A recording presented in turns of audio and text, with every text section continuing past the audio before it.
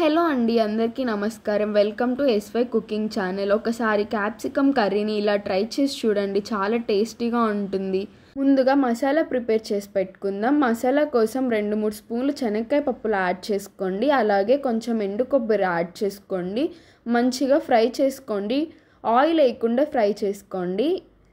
ఒక 5 minutes fry చేసుకున్న తర్వాత 4-5 జీడిపప్పు ఉంటే వేసుకోండి, లేకపోతే పర్వాలేదు. లో ఫ్లేమ్లో ఒక 5 మినిట్స్ ఫ్రై చేసుకోండి. తర్వాత అన్నీ ఒక మిక్సీ జార్లోకి తీసుకొని కాస్త ధనియాల పొడి, మీ టేస్ట్కి తగినంత కారం యాడ్ చేసుకోండి. అలాగే 1 స్పూన్ గరం మసాలా యాడ్ చేసుకోండి. ఇప్పుడు బాగా మిక్సీలో పౌడర్ లాగా చేసుకోండి. ఇప్పుడు వాటర్ యాడ్ చేసుకోండి. ముందుగా వాటర్ యాడ్ చేస్తే పప్పులు మెదగవండి. ఇప్పుడు వాటర్ యాడ్ చేసుకోండి.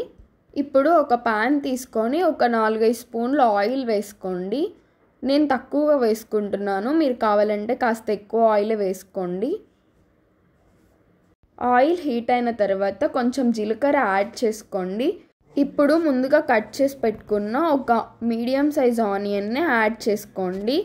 తర్వాత ఆనియన్ ఫాస్ట్గా ఫ్రై అవ్వడానికి 1 స్పూన్ ఉప్పు యాడ్ చేసుకోండి. ఇప్పుడు 1 స్పూన్ అల్లం వెల్లుల్లి పేస్ట్ యాడ్ చేసుకొని ఫ్రై చేసుకోండి. పచ్చివాసన పోయేంత వరకు ఫ్రై చేసుకోండి.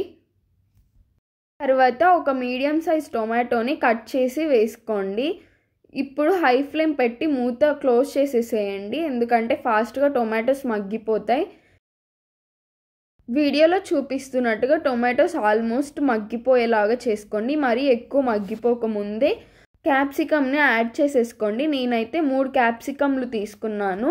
క్యాప్సికమ్ని మరీ అంత చిన్న ముక్కలు కాకుండా కాస్త పెద్ద ముక్కలే కట్ చేసి యాడ్ చేసుకోండి. ఇప్పుడు చిటికెడంత పసుపు యాడ్ చేసుకొని మూత పెట్టి ఒక 10 మినిట్స్ మగ్గించుకోండి. దగ్గరుండి మగ్గించుకోండి, లేకపోతే మాడిపోతాయి.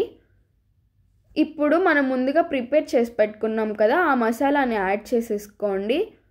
మసాలా వేసిన తర్వాత కాసేపు ఫ్రై చేసుకోండి, మూత పెట్టకుండా. ఉప్పు కారం బాగా పడుతుంది. ఇలా కాసేపు మగ్గించుకున్న తర్వాత మూత పెట్టి ఒక 5 మినిట్స్ మగ్గించుకోండి. లో ఫ్లేమ్లో మగ్గించుకోండి. కాసేపు మగ్గించుకున్న తర్వాత ఇప్పుడు మూత తీసి చూడండి.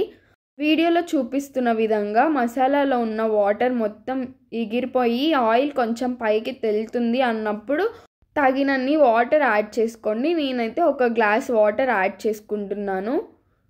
మీరు కన్సిస్టెన్సీ ఎలా తింటారో చూసి యాడ్ చేసుకోండి. నేనైతే చపాతీలోకి చేస్తున్నాను, అందుకే కొంచెం గట్టిగా చేసుకుంటున్నాను. ఇప్పుడు మూత పెట్టి ఇంకో 10 మినిట్స్ మగ్గించుకోండి. చూడండి, బాగా మగ్గిపోయింది క్యాప్సికమ్. మనకి కలర్ కూడా తెలుస్తుంది కదా మగ్గినట్లు. ఇప్పుడు బాగా మిక్స్ చేసుకోండి. కర్రీ మొత్తం మీరు కాస్త దగ్గరుండే చేసుకోండి, మాడిపోతుంది లేకపోతే. ఇప్పుడు ఒక క్యాప్సికమ్ ముక్క తీసుకొని చెక్ చేసుకోండి ఉడికిందా లేదా అని. నాకైతే పర్ఫెక్ట్గా ఉడికిపోయిందండి. ఇంకా మనం ఏ మసాలా యాడ్ చేసుకోవాల్సిన అవసరం లేదండి, ముందే మొత్తం వేసేసుకున్నాం కదా. ఉప్పు కూడా ఆనియన్స్లో యాడ్ చేసుకున్నాము. ఒకవేళ మీకు ఏదైనా ఉప్పు తక్కువ అనిపిస్తే ఇప్పుడు యాడ్ చేసుకోండి. అంతేనండి, టేస్టీగా సింపుల్గా క్యాప్సికమ్ కర్రీ రెడీ అయిపోయింది. మీకు ఈ రెసిపీ నచ్చినట్లయితే ఒక లైక్ చేయండి. ఇంకెన్నో రెసిపీస్ కోసం సబ్స్క్రైబ్ చేసుకోండి.